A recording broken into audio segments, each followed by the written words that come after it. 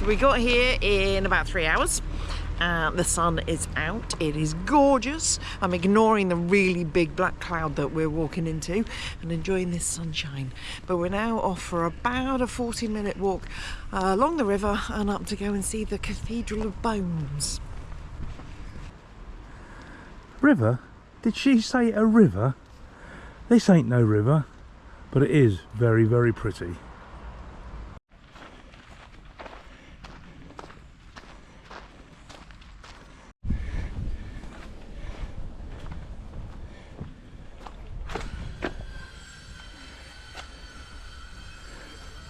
To be fair, I said to Claire what's happening here, and then she started reeling off about a 40-minute speech.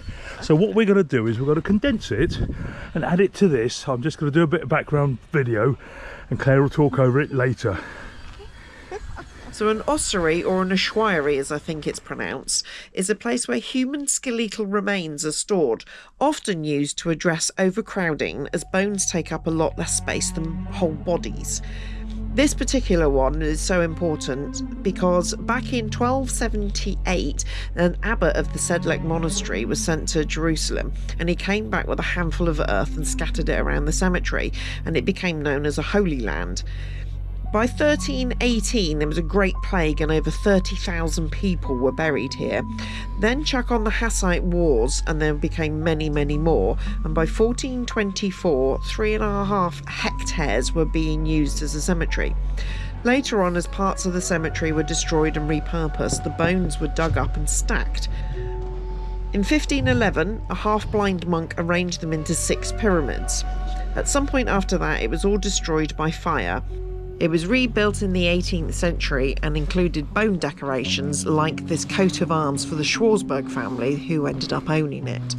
This family also buried 40 cubic metres of bones back into the cemetery soil.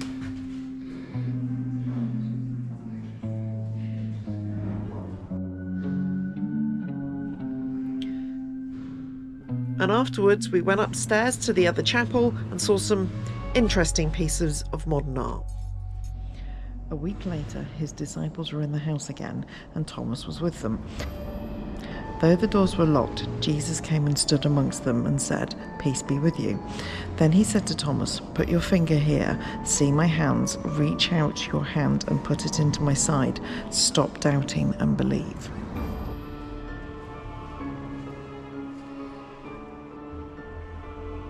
Just stop thinking what I was thinking. Stop.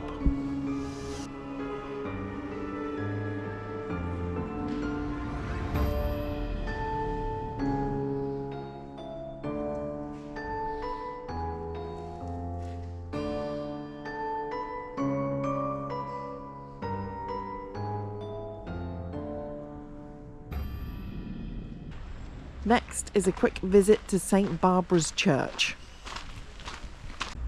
St. Barbara's is a Roman Catholic church in Kutna Hora in the style of a cathedral and is sometimes referred to as the Cathedral of St. Barbara.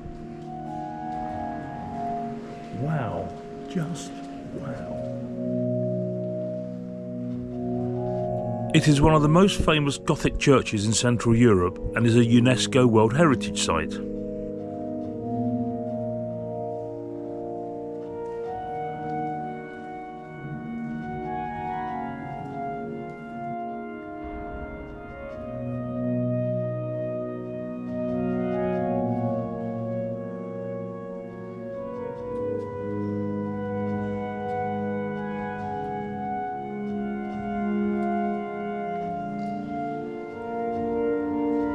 St. Barbara is the patron saint of miners, among others, which is highly appropriate for a town whose wealth was based entirely upon its silver mines.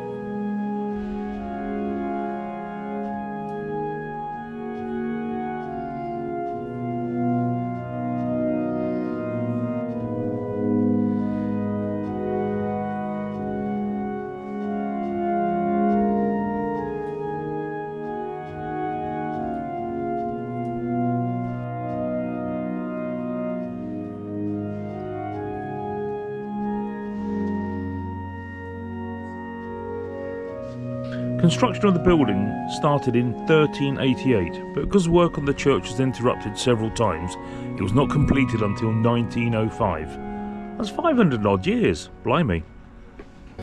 So Kutna Hora, you were amazing. We're in this tiny little car park next to an ice skating rink, or ice hockey rink. We're the only people here last night. When we got here there were motorcyclists learning, and cars, and this morning there's been a couple. It's 9:30. We're only staying there one day. We saw the bones and we saw the cathedral, and they were amazing. Today we're heading south. We're not really sure. We're heading to Slovakia, to a castle. Whether we get there today or tomorrow, who knows. But there you go. Keep following us and see where we end up.